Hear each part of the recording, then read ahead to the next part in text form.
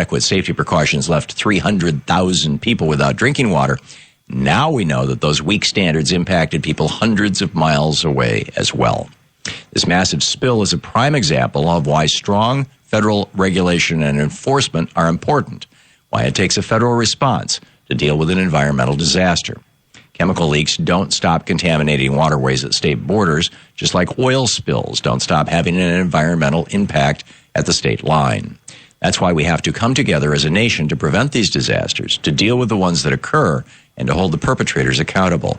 No state can deal with these issues alone. Perhaps someone should remind Republicans about this before they do away with all of our vital environmental regulation. We've already heard about roads that can create solar energy, and thanks to a new discovery, someday we may see roads that clean up pollution. Scientists have found a new type of asphalt that can actually capture and store carbon. Amazingly, it's affordable. These findings were published recently in the journal Applied Materials and Interfaces, and they could provide a way to clean harmful carbon out of our atmosphere. The material was discovered by scientists trying to find ways to keep carbon dioxide from natural gas wells out of our environment. They discovered an asphalt powder that can absorb carbon molecules at room temperature and hold 114% of its own weight in carbon. In a news release about the findings, one of the researchers said, quote, "This provides an ultra-inexpensive route to a high-value material for the capture of carbon dioxide from natural gas streams," end quote.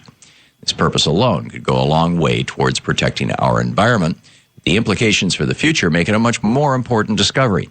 Building roads that fight global warming may sound like science fiction, but before we know it, it could be science fact. Despite many warnings about Roundup-resistant genetically modified crops, our government has just approved Monsanto's next generation of herbicide-tolerant GMOs. According to EcoWatch.com, last week, the U.S. Department of Agriculture approved the sale and planting of dicamba-tolerant cotton and soybeans. Cornell University study found that exposure to the herbicide dicamba can cause serious health issues like shortness of breath, muscle weakness, and changes in the human central nervous system. However, thanks to the USDA, we may soon be exposed to 88 times more dicamba on soybeans and 14 times more on cotton. And the latest genetic modification will likely mean a future of dicamba-resistant weeds, just like the weeds that have become resistant to Roundup. Does it really take a rocket scientist to see how this is going to end? If we keep allowing Monsanto to introduce these herbicide-resistant GMOs, weeds will become more resistant, and we will be exposing ourselves to more potent and powerful and prevalent chemicals. We have to stop this dangerous cycle before it's too late. If you find yourself posting lots of selfies on social media, science says you may be a narcissist. A recent study from The Ohio State University examined 800 men between the ages of 18 and 40. After the participants answered questionnaires about their behavior and social media activity, researchers were able to determine the link between posting pictures of yourself and narcissistic behavior. The lead author of the study, Jesse Fox, said, "It's not surprising that men who post a lot of selfies and spend more time editing them are narcissistic, but this is the first time it has actually been confirmed in a study. Posting the occasional self-portrait is normal, but posting a constant stream of selfies might be a sign of mental illness. Or it may just be a sign that some of us are spending way too much time with smartphones and computers." And finally, if you've been priced out of the market for today's electric vehicles, Chevy may have a plan for your next car purchase. General Motors has released their new plan for the Bolt, which is their concept electric car designed for attainability, not exclusivity. In other words, the Bolt may soon be Chevy's electric vehicle for the masses. The new vehicle will also have the ability to self-park once the driver is out of the car and let us use an app to direct the car to return and pick us up at the same location. The Bolt will have a 200-mile extended range that should give buyers comfort about being stranded, and it will compete with Tesla's Model 3, which will have a similar price tag. At $30,000, the Bolt and the Model 3 are still somewhat pricey, but they're thousands cheaper than current electric models, and they will help more Americans make the switch to green vehicles. Mary Barra, the new chief executive of General Motors, said, "Chevrolet believes electrification is a pillar of future transportation and needs to be affordable for a wider segment of customers. Just like Nissan's electric Leaf and Tesla's Model 3, the Bolt will put electric vehicles into the hands of millions more Americans and help our nation take a big step toward a cleaner, greener future." And that's the way it is for the week of January 19th, 2015. I'm Tom Hartman on Science and Green News.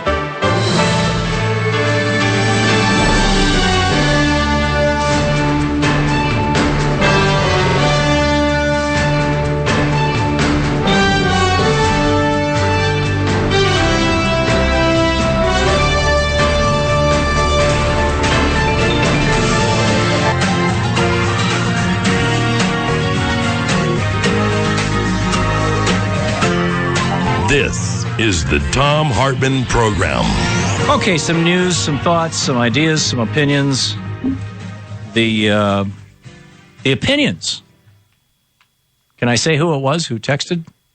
Oh, Danielle's dad just texted and said, I think that when the whole bubble wrap helicopter parent thing started was 1974, when Adam Walsh's father, or was Adam Walsh the kid or the father?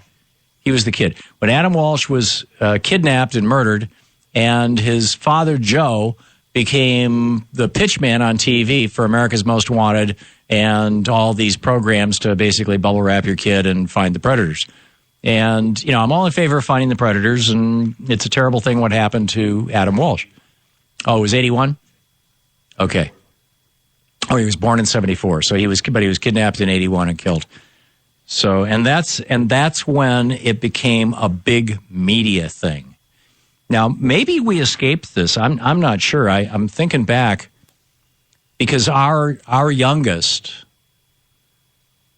when she was 13, as I recall, she said, "I don't want to go to school anymore." We were living in Atlanta. We were living in the Atlanta suburb of Marietta at the time, and Newt Gingrich was our congressman, and he was running for Speaker of the House, and he was going to be the education speaker, and the school that our youngest daughter went to was one of probably the best school in the county, just by coincidence of proximity. And so they figured that if the television cameras showed up to see how Newt's ideas on education played out in his own congressional district, that's where they'd go. So the school made this rule that the kids were not allowed to talk between classes. They just had to walk from class to class, so that when the TV cameras showed up, you know, Newt's school would look like all these kids were just so enthusiastic about education. Well, because they weren't allowed to talk, they started hugging each other. And not only did they hug each other, but this was middle school, right? This was junior high school, what we used to call middle school. So in middle school, kids tend to hug their people of the same sex. They're hugging their best buddies. You know, maybe in high school they would have hugged the opposite sex, but still, you know, it's middle school kids, right? 12, 13, 14. And our daughter was involved in actually organizing a hug-in. And so Louise and I get dragged down to the school, and the principal and the teachers, they said, you know, come, but don't bring your kid. And Louise was just absolutely adamant. You know, she is coming with us, and she is going to sit there, and you're going to talk to her, and as well as us, and we will support her. And the consequence of that was that she just decided, screw this public school thing, and you, Mom and Dad, are going to homeschool me, which we ultimately did. Actually, we quite rapidly did. We did it through a school in New Hampshire called Oak Meadow. Oakmeadow.org is the school. It's a Waldorf or a Steiner, Montessori or Waldorf. I mix them up, but it's a really cool school for homeschooled kids, secular, you know. But she had completed high school by the time she was, as I recall, 17, and she started taking classes, college classes, about 2 hours away in another state. We lived in Vermont. She was going to college in New Hampshire, and she was, you know, driving both ways a couple days a week, and she would spend 3 days in New Hampshire and then come back. You know, she's 17 years old. We were not helicopter parents, although I was concerned about that long drive, but she was a very, very good driver, and still is.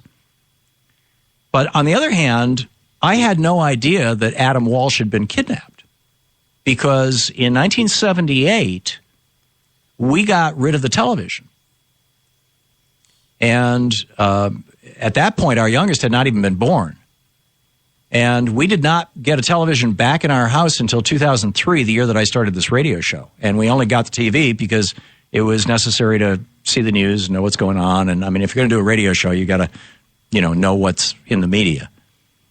But we raised our children without television, which means that Louise and I had no television. So we've got this giant hole. People say, hey, did you remember that TV show, with, fill in the blank, Fonzie or whatever, or who's the guy, Dancing King, whatever, the disco duck. What was his name? Yeah, John Travolta.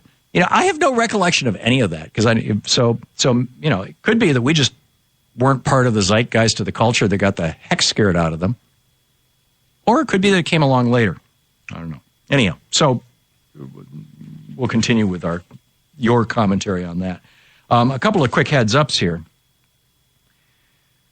I don't know if the president is going to speak about this tonight in his State of the Union address, but this seems to me like a really big deal. And that is that the Republicans in Congress, who now control the House and the Senate, are preparing a so-called net neutrality legislation. This is sort of like Comcast running ads on NBC saying, oh, we love net neutrality. Right, except that their lobbyists are working against it. Right, and historically have anyway. So Senator John Thune and Congressman Fred Upton are going to be pushing this. I'm reading from Candace Clement's piece from freepress.net. Tomorrow, Wednesday, both the House and Senate will hold hearings to discuss open internet rules, and Senator John Thune and Representative Fred Upton will be pushing their fake net neutrality legislation dubbed Title X as a solution. But here's the thing. This bill is no solution. It's a big, big problem. The bill is a loophole-ridden disaster. It's disguised as a net neutrality bill, but what it actually does is protect the phone and cable broadband duopoly from oversight. It legalizes a lot of harmful discriminatory practices by preventing the FCC from moving on its own to adopt and enforce rules. So, you know, if you're one of those folks who likes to call members of Congress and let them know your thoughts on something, it seems that the whole net neutrality thing. Clearly, you need to let the White House know. You need to let your congressman know, but you also need to let the FCC know. Just reclassify the internet as a public utility, basically. You know, Title II is it's called Title II classification, not this Title X thing, Title 10. I mean, this is a scam, and so you may want to call Senator John Thune's office or Representative Fred Upton's office and say, "Really? You guys really want to do this? You want to make, a little handful of companies massively rich while messing with my internet? Really?" And then Lori Wallach, the Director of Public Citizens Global Trade Watch, she said 5 points you won't hear about during the State of the Union. Here, she's talking about SHAFTA now, the Southern Hemisphere Asian Free Trade Agreement, also known as the TPP. She said U.S. trade deficits have grown more than 440% with fast-tracked U.S. FTA countries since the pacts were implemented. That's the deficit that we have to be freaked out about, is the trade deficit. 1/7 of our economy is now owned foreigners because of our trade deficit. It's astonishing. She writes, nearly 5 million U.S. manufacturing jobs, 1 in 4, were lost since the fast-tracking of just NAFTA and various NAFTA expansion deals. More than 845,000 U.S. workers have been certified as losing their jobs to NAFTA under just one narrow U.S. Department of Labor program. U.S. wages have stagnated. Inequality has soared. 3 in every 5 manufacturing workers who lose jobs to trade deals face a pay cut. 1 in 3 lose more than 20%. The new and improved Korea trade deal, the numbers are starting to come in. Our trade deficit with Korea has grown by 50%. 50,000 American jobs gone. And that's just item number 1. There's 5 of them in this list. So that's the other thing. If the president is pushing fast-track authority or the SHAFTA bill, the Trans-Pacific Partnership tonight, you might want to let him know how you feel about that. And if you disagree with me on this, please educate me. I don't see how these so-called trade deals have inured any benefit at all to the United States, going all the way back to Nixon. This is the Thom Hartmann Program. But they have been particularly prevalent since the mid-'80s and the mid-'90s, particularly since NAFTA and CAFTA, and now SHAFTA coming along. We've got to undo this stuff if we're going to get our country